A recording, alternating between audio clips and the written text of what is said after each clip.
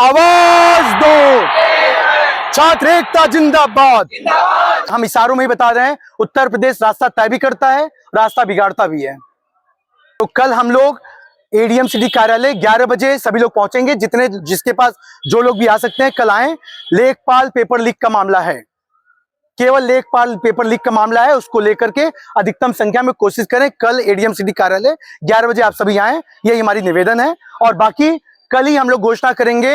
अगर हम लोग की बातें शांतिपूर्वक नहीं सुनी गई तो हम जल्द ही एक बड़े हुंकार पंचायत की घोषणा भी करेंगे, जो शहर में इलाहाबाद में ही होगा। इसके पीछे हम हटने वालों में नहीं रहेंगे। धन्यवाद, नमस्कार। आवाज दो, आवाज दो। नमस्कार दोस्तों, target with PS Parihar channel में आपका स्वागत है। आज के इस वीडियो में हम लोग बात करेंगे लेखपाल पेपर लीक की, यूपीएसआई दरोगा भर्ती की, स्कोर कार्ड की, और साथ में हम लोग बात करेंगे वेटिंग लिस्ट की। प्रयागराज में संयुक्त प्रतियोगी हुंकार मंच की तरफ से ये मांग की जा रही है कि लेखपाल भर्ती की जांच होनी चाहिए, यूपीएसआई के स्कोर कार्ड जारी होनी चाहिए और उत्तर प्रदेश अधीनस्थ सेवा चयन आयोग सहित सभी भर्तियों में वेटिंग लिस्ट जारी होना चाहिए। इसको लेकर के लगातार धरना प्रदर्शन और आंदोलन का दौर जारी है।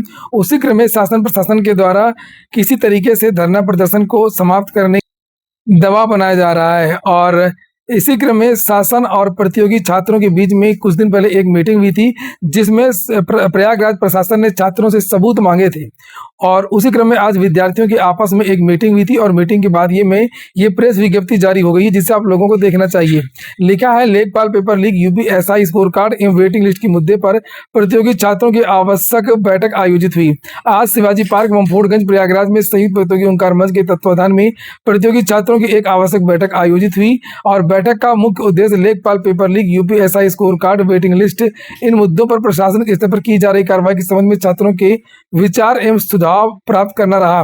साथ ही निर्णय लिया गया कि कल सुबह 11 बजे एडीएम सिटी से मिलकर के जो भी साक्ष्य देने हैं, जो शासन ने मांगा था, 11 बजे एडीएम सिटी से मिलकर के जो भी साक्ष्य देने हैं के साथ शासन स्तर पर छात्रों के प्रतिनिधियों को मिलने और ठोस कार्रवाई के लिए आगे बढ़े। लिखा है आगे कि छात्रों ने 18 जून को संगम सभागार जिलाधिकारी कार्यालय में प्रशासन के साथ हुए संवाद के क्रम में आगामी प्रशासनिक वार्ता से पूर्व ठोस दस्तावेज एवं तथ्यों को संकलित करके अपनी बात प्रभावी ढंग से रखने पर चर्चा की थी। बैठक में उपस्थित अभ्यर्थियों ने विभिन्न परीक्षाओं से संबंधित समस्याओं, पारदर्शिता तथा न्यायपूर्ण कार्रवाई की मांग को लेकर के अपने विचार रखे। इस अवसर पर उपस्थित छात्रों ने एकजुटता का संदेश देते हुए मानव श्रृंखला चिन्ह बना करके सभी प्रतियोगी छात्रों से संगठित रहने और अपने अधिकारों की लोकतांत्रिक तरीके से आवाज बुलंद करने की अपील की। और बैठक के अंत में स्वर्गीय भरत भूषण तिवारी जी के निधन पर गहरा शोक व्यक्त किया गया और उनकी स्मृति में 2 मिनट का मौन रख करके श्रद्धांजलि अर्पित की गई। संयुक्त प्रतियोगी छात्र हुंकार मंच ने सभी प्रतियोगी छात्रों एवं शिक्षकों से आगामी कार्यक्रमों एवं संवादों में सक्रिय सहभागिता की अपील करते हुए कहा कि छात्रों के मुद्दों के समाधान हेतु शांतिपूर्ण एवं लोकतांत्रिक प्रयास निरंतर जारी रहे। निवेदक संयुक्त प्रतियोगी हुंकार मंच। और इसी क्रम में संयुक्त प्रतियोगी हुंकार मंच की तरफ से एक वीडियो जारी किया गया है, जिसे आप लोगों को देखना चाहिए।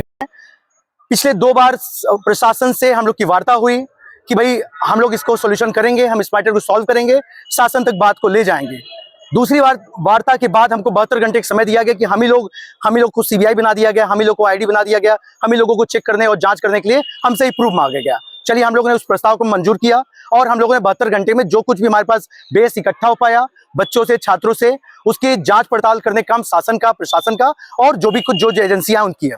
लेकिन हम कल 11 बजे एडीएम सिटी के यहाँ प्रयागराज में उसको बताएंगे कि ये सारी चीजें हमारे पास प्रूफ है और इस प्रूफ के बेस पे हमें शासन स्तर पर, चाहे शासन में मुख्यमंत्री हो और चाहे उसके स्तर पर मुख्य सचिव हो या यूपी जो SSSC है उसके अध्यक्ष हो, जो इस समस्या को हल कर सकता है उससे हमें वार्ता कराने के लिए तैयार करें। क्योंकि उन्होंने कल के पहले जो 72 घंटे पहले बोला था, उन्होंने कहा था कि तुरंत हम वार्ता करेंगे, तुरंत तय करेंगे। लेकिन दुख की बात यह है कि जब उन्होंने संगम सभागार में वार्ता किया तो संगम सभागार में वार्ता के दौरान हम लोगों को केवल इस बात का संतोष करने लगे कि आप, हमारी इज्जत, जो प्रयागराज की इज्जत है वो आप आम छात्रों के बीच में है और आपकी इज्जत हमारी इज्जत है। तो हम अगर इज्जत संभाल रहे हैं तो आपकी भी जिम्मेदारी है कि आप हमारी इज्जत को संभालें। और हमारी इज्जत को अगर आप नहीं संभालते हैं तो हमारी मजबूरी होगी कि पुनः हम सड़क पर आंदोलन के लिए निकलना पड़ेगा। आंदोलन एक सतत प्रक्रिया है। हम संवैधानिक दायरे में हम रहते हैं, संवैधानिक दायरे में चलते हैं और संवैधानिक दायरे में आंदोलन हर स्तर पर लड़ा भी जाता है और जीता भी जाता है। तो हम पुनः आप लोग के चैनल के माध्यम से, अगर वार्ता पहुंच रही है तो एक बात बहुत स्पष्ट कर दे रहा हूं कि जब तक इस लड़ाई को आखिरी जीत नहीं मिल जाती, जो मूल विषय है, और इस पर शासन संज्ञान में नहीं लेता है, तब ये लड़ाई लड़ते रहेंगे। हमारे पास सड़क का रास्ता भी खुला है और कोर्ट का भी रास्ता खुला है। कोर्ट के रास्ते पैरेलली हम चल सकते हैं, लेकिन हमारा पहला धर्म, पहला कर्म है कि हम लोग सड़क के रास्ते। तो ये सुना आप लोगों ने। कल ये छात्र जाएंगे, सबूत वगैरह जो भी देना होगा वो प्रशासन को देंगे और वार्ता करेंगे। फिर वहीं पर अंत में एक बार फिर से मेरे चैनल के द्वारा भी स्वर्गीय भरत भूषण तिवारी जी को श्रद्धांजलि अर्पित की जा रही है। और निश्चित रूप से भरत भूषण तिवारी विद्यार्थियों के लिए, छात्रों के लिए, युवाओं के लिए हमेशा आदर्श रहेंगे। आज के वीडियो में इतना ही। पूरा वीडियो सुनने के लिए बहुत बहुत धन्यवाद। शुभ रात्रि।